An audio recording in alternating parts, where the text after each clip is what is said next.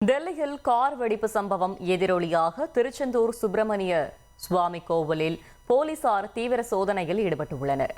கூடுதல் விவரங்களை செய்தியாளர் பவானி வழங்க கேட்கலாம். பவானி வணக்கம், மேலும் தகவல்களை சொல்லுங்க. கண்டிப்பாக. அதாவது டெல்லியில கார் வெடிப்பு எதிரொலி தொடர்பாக திருச்செந்தூர் முருகன் கோவில்ல வெளிமுறை நிபுணர்கள் தற்பொழுது சோதனை மேற்கொண்டு வரக்கூடிய அந்த காட்சிகளை பார்க்க முடிகிறது. அது மட்டும் இல்லாமல் 100க்கும் மேற்பட்ட போலீசார் தற்பொழுது பாதுகாப்பு நிலையில் ஈடுபட்டிருக்கிறாங்க.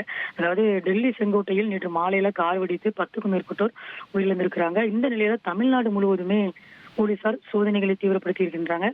அந்த வகையில முருகனுடைய 2ஆம் படை வீடான திருச்செந்தூர் முருகன் கோயில்ல இன்று காலை முதலே போலீசார் மற்றும் வெடிகுண்டு நிபுணர்கள் சோதனை செய்யும் வருகின்றனர். பக்தர்கள் வைத்திருக்கக்கூடிய அந்த பைகளில் திறந்து வெடிகுண்டு சோதனை செய்து வரக்கூடிய அந்த காட்சிகளை பார்க்க முடிகிறது.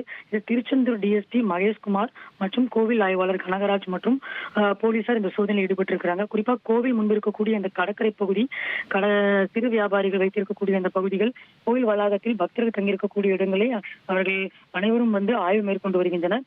குறிப்பாக திருச்செந்தூர் கோயிலை சுற்றி 100க்கும் மேற்பட்ட போலீசார் தற்போது பாதுகாப்பு நிலை குவிக்கப்பட்டிருக்கிறாங்க.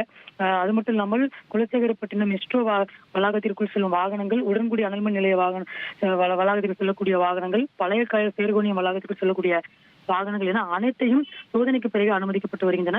தற்பொழுது திருச்செந்தூர் முருகன் கோயிலுக்கு வரக்கூடிய பக்தர்கள் வைத்திருக்கக்கூடிய அந்த கைப்பைகளை சோதனை செய்த பிறகுதான் முருகனை தரிசிப்பதற்காக அவர்களை அனுப்பி வைக்கக்கூடிய அந்த காட்சிகளையும் பார்க்க முடிகிறது.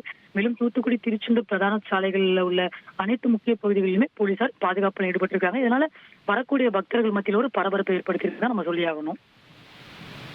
தகவல்களுக்கு நன்றி பவானி. உங்கள் தந்திவன் தொலைக்காட்சியில் ராணி அகல்யா தினமும் மாலை 5 மணிக்கு காண தவறாதீர்கள்.